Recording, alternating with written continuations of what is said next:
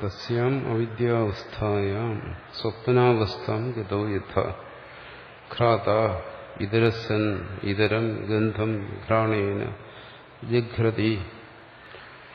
ദ്വൈതമിവ എന്നുള്ളതിനൂടെ വാർത്തികാരൻ പറയുകയാണ്. ദ്വൈതമിവ എന്തുകൊണ്ട് പറഞ്ഞു? അവിദ്യാവസ്ഥയ. ഈ ജാഗ്രത അവിദ്യാവസ്ഥയാണ്. ഇതിനെങ്ങനെ മനസ്സിലാക്കുന്നു? സ്വപ്നാവസ്ഥ ഗതോ യഥ. എങ്ങനെയാണ് ഒരു ആ സ്വപ്നാവസ്ഥയിലേക്ക് പ്രവേശിച്ചിരിക്കുന്നത്? സ്വപ്നാവസ്ഥയെന്നല്ല, സ്വപ്നാവസ്ഥ പോലെ. അതെങ്ങനെ സംഭവിക്കും? ഏകമായ ആത്മാവ് ഇതെല്ലാമായി തീരുക. ദ്വൈതം ഇവ എന്ന് പറഞ്ഞാൽ ദ്വൈതത്തെ നിഷേധിക്കുകയാണ്.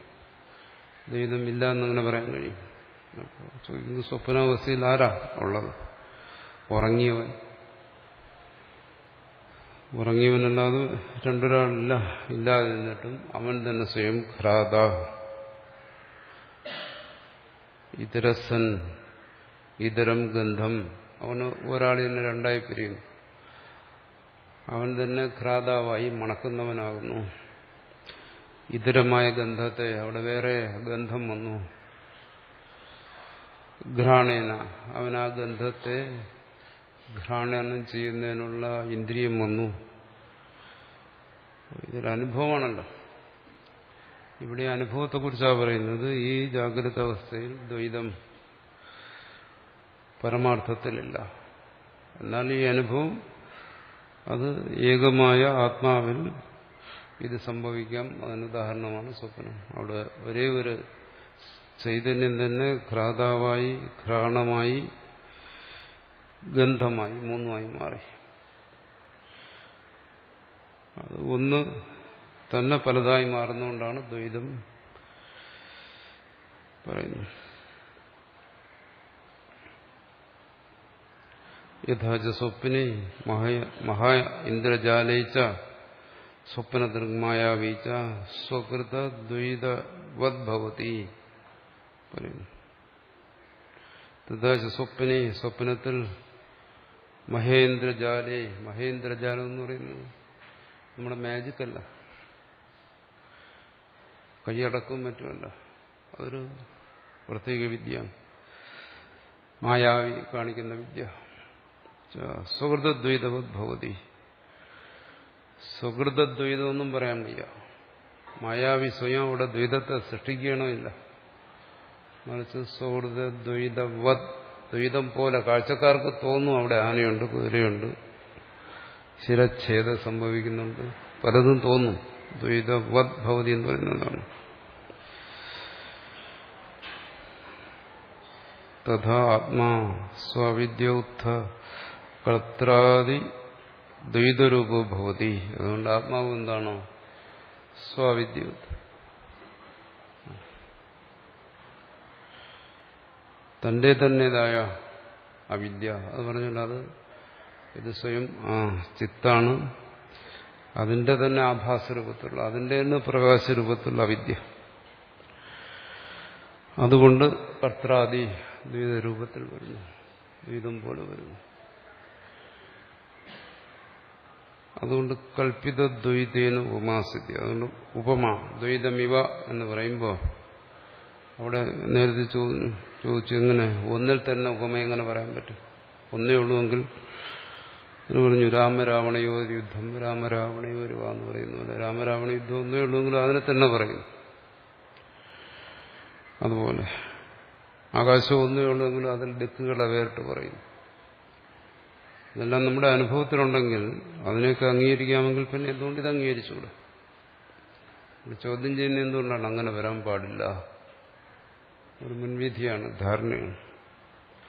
ആത്മാവിനെ ഏകം എന്ന് പറഞ്ഞു കഴിഞ്ഞാൽ, ആത്മാവ് നിർഗുണമെന്ന് പറഞ്ഞാൽ, ബ്രഹ്മം സർവ്വവ്യാപകമെന്ന് പറഞ്ഞാൽ പിന്നെ എങ്ങനെയാണ് അവിടെ ദ്വൈതം വരുന്നത്? അപ്പോൾ അങ്ങനെ വരാൻ പാടില്ല എന്നാര് പറഞ്ഞു?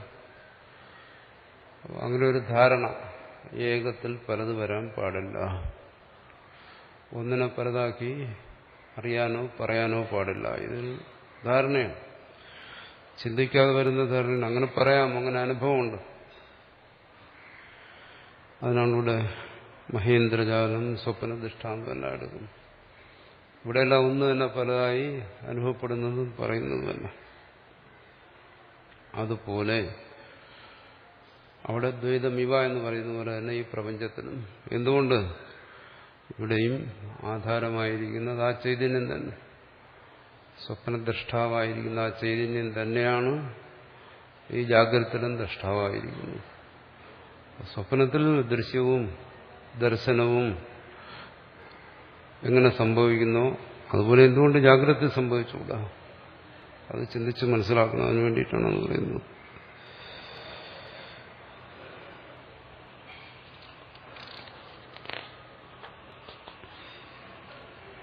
എത്ര ബ്രഹ്മവിദ്യ അവിദ്യ നാശം ഉപഗമിത. എങ്ങനെയാണോ ഈ ബ്രഹ്മവിദ്യ കൊണ്ട് അവിദ്യ നാശത്തെ പ്രാപിക്കുന്നത്, എങ്ങനെയാണോ ആ സ്വപ്നത്തിൽ നിന്ന് ജാഗ്രതത്തിലേക്ക് വരുന്നത്, ജാഗ്രതത്തിലെ ഈ ബോധത്തിൽ സ്വപ്നബോധത്തിന് നിൽക്കാൻ വയ്യ. ആ സ്വപ്നബോധത്തിന്റെ വിപരീത വൃത്തിയാണ് ജാഗ്രത് ബോധം. ആ ജാഗ്രത് ബോധം വരുമ്പോൾ സ്വപ്നബോധം നശിക്കുന്നു. ജാഗ്രതത്തിൽ തന്നെ ഒരു ബോധം ഇരിക്കുന്നു, അടുത്തൊരു ബോധം ഉയരുമ്പോൾ ഇത് നശിച്ചു പോകും, അതില്ലാതെ പോകുന്നു. പ്രതിക്ഷണത്തിനും ബോധം മാറി മാറി വരുന്നു. ഒന്ന് വരുന്നു പൂർവ്വബോധത്തെ നശിപ്പിക്കുന്നു. അതുപോലെ ജാഗ്രതത്തിനെ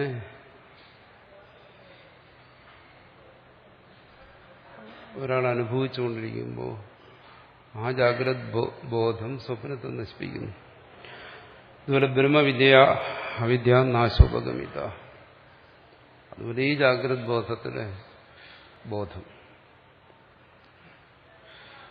ഇവിടെ ഉണ്ടാകുന്ന ബോധമാണ്. ആ ബോധം ഈ ജാഗ്രത് ഭ്രാന്തിയെ ഇല്ലാതാക്കുന്നു. സ്വപ്നബോധത്തിനെ, സ്വപ്നഭ്രാന്തിയെ ജാഗ്രത് ബോധത്തിന് ഇല്ലാതാക്കാമെങ്കിൽ ഈ ജാഗ്രത് ഭ്രാന്തിയെ മറ്റൊരു ബോധത്തിനും ഇല്ലാതാക്കാം. അത് ഏത് ബോധം ഇല്ലാതാക്കുന്നത്? ഇത് പരമാർത്ഥമല്ല എന്നറിയുന്ന ബോധം. ഇത് ഭ്രാന്തി ആണെന്ന് പറയുമ്പോൾ നമ്മൾ വേറെ അതിന് കൽപ്പനയൊന്നും നടത്തേണ്ട കാര്യമില്ല. ഇതെങ്ങനെ ഭ്രാന്തമാകും? ഈ സത്യമായിട്ടല്ല അനുഭവിക്കുന്നത്, സത്യമായിട്ടാണ്. പക്ഷെ ഈ സത്യമായിട്ട് അനുഭവിക്കുന്നു എന്നുള്ളതിന് ഇവിടെ നിഷേധിക്കുന്നില്ല. ഇതൊരു വെറും ഭ്രാന്തി എന്ന് പറയുന്നു. എങ്ങനെയാ ഭ്രാന്തി എന്ന് പറയുന്നത്? അദ്വൈതികൾ ഇത് ഭ്രാന്തി എന്ന് പറയുമ്പോൾ ഇത് സത്യമാണെന്നുള്ള അനുഭവത്തെ നിഷേധിക്കുകയല്ല ചെയ്യുന്നു. ഇത് ഈ അനുഭവം സത്യമാണെന്നുള്ള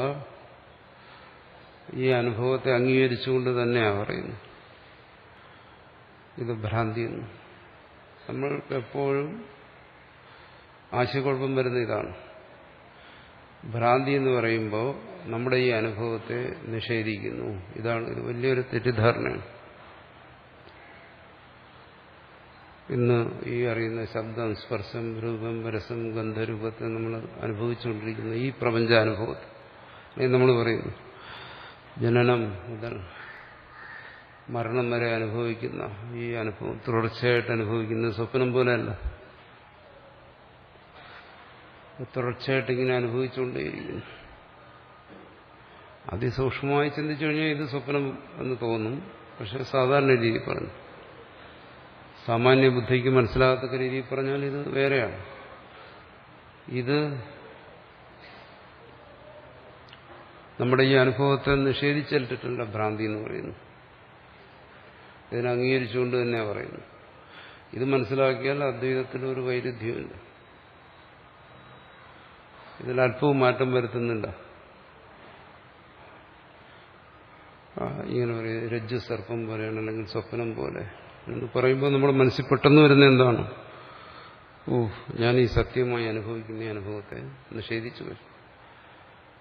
ആ നിഷേധം എനിക്ക് സ്വീകരിക്കാൻ എന്റെ യുക്തിക്ക് അത് പിടികിട്ടത്തില്ല. പ്രപഞ്ചം മായ എന്ന് പറയുന്നു. എന്താ മായ എന്ന് മനസ്സിലാക്കിയിട്ടാണോ പ്രപഞ്ചം മായ എന്ന് പറയുന്നത് നമ്മൾ മനസ്സിലാക്കുന്നത്? പ്രപഞ്ചം മായ എന്ന് പറഞ്ഞിരിക്കുന്നത് അതെങ്ങനെ സ്വീകരിക്കാൻ പറ്റും?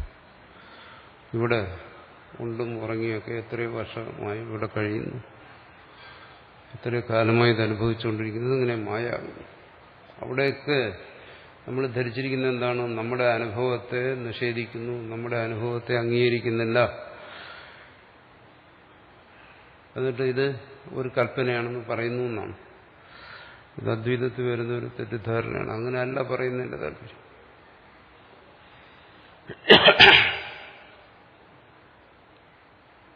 ഈ വസ്ത്രത്തെ കണ്ടിട്ട് ഒരാൾ പറയുകയാണ്, ഈ വസ്ത്രം എന്ന് പറയുന്നത് ശരിക്കും നൂലുകളാണ് എന്ന് പറഞ്ഞാൽ എന്താ? വസ്ത്രം എന്നുള്ള നമ്മുടെ അനുഭവത്തെ നിഷേധിക്കുന്നു. ഇത് വസ്ത്രമല്ലെന്നാണോ പറയുന്നതിന്റെ താല്പര്യം? ഒരിക്കലുമല്ല. പിന്നെന്താ? ഈ വസ്ത്രം എന്ന് പറയുന്ന ഈ അനുഭവത്തിൽ ഒരു പരമാർത്ഥമുണ്ട്, അതാണ് എൻ്റെ താല്പര്യം. അല്ല അനുഭവത്തെ നിഷേധിക്കാൻ വേണ്ടി പറയുന്നതല്ല. മുമ്പും പറഞ്ഞിട്ടുണ്ട്, ദ്വൈതം എന്ന് പറയുന്നുണ്ട്. എന്താ ഉദ്ദേശിക്കുന്നു? ശരി, നമ്മുടെ അനുഭവത്തെ നിഷേധിക്കുകയാണെങ്കിൽ ഇത് ഭ്രാന്തി എന്നല്ല പറയേണ്ടത്. വസ്ത്രത്തെ കണ്ടിട്ട് പറയുന്നത് എന്താണ്? ഇത് വസ്ത്രമല്ല എന്ന് പറയുന്നു. അങ്ങനെ പറയുന്നുണ്ടോ? ഈ കാണുന്ന വസ്ത്രം വസ്ത്രമല്ല, ഈ കാണുന്ന ആഭരണം ആഭരണമല്ല, ഈ കാണുന്ന പാത്രം പാത്രമല്ല, അങ്ങനെ പറയുന്നോ? പറഞ്ഞാൽ ആരെങ്കിലും സ്വീകരിക്കുമോ? അദ്വൈതം പറയുന്നത് അങ്ങനെയല്ല. മറിച്ചെന്താ പറയുന്നത്? ഇത് കാരണം ഇത് പാത്രമാണ്, ഈ പാത്രം കൊണ്ട് പാകം ചെയ്യുകയും ആഹാരം കഴിക്കുകയും ചെയ്തിട്ട് ഇത് പാത്രമല്ലെന്ന് പറഞ്ഞാൽ അത് അദ്വൈതമല്ല, അത് വെറും അർത്ഥശൂന്യമായി പോകും അങ്ങനെ പറഞ്ഞു കഴിഞ്ഞു. പക്ഷെ അങ്ങനെ പറയുന്നു എന്ന് കരുതിയിട്ടാണ് നമ്മൾ ചോദിക്കുന്ന, ഇതെന്താ മായ എന്ന് പറഞ്ഞു, ഇത് സ്വപ്നമെന്ന് പറഞ്ഞു, ഇതെങ്ങനെ ശരിയാകും? പറഞ്ഞത് ഇവിടെ ചോദിച്ചല്ലോ യാജ്ഞവൽക്യൻ, ഈ സംശയങ്ങളൊക്കെ ചോദിക്കുന്നത് ഞാൻ പറഞ്ഞത് മനസ്സിലാക്കിയിട്ടാണോ അതോ നീ മനസ്സിലാക്കിയനുസരിച്ചിട്ടാണോ?